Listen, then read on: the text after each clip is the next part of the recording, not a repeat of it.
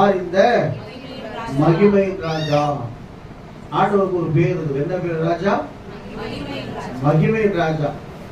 அதனால அவர் சொல்றாரு, நீ விசுவாசித்தால் தேவனுடைய மகிமையை காண்பாய்.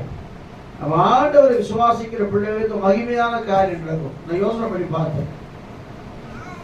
மகிமையான காரியம் இது எங்க சொல்ற ஆண்டவர்?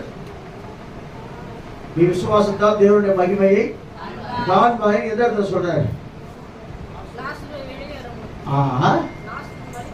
லாசரு மரித்து அடக்கம் பண்ணியாச்சு. அடக்கம் பண்ணிட்டு எத்தனை நாள் ஆகுது ஆச்சு. அந்த நேரத்துல மார்த்தாள் சொல்றாங்க, ஆண்டவரே நீர் இருந்தா என் சகோதரன் என்ன செஞ்சிருக்க மாட்டான், மரித்திருக்க மாட்டான். எப்படியாவது நீங்க அவன் என்ன செஞ்சிருவீங்க, மரிக்க விட்டுருக்க மாட்டீங்க.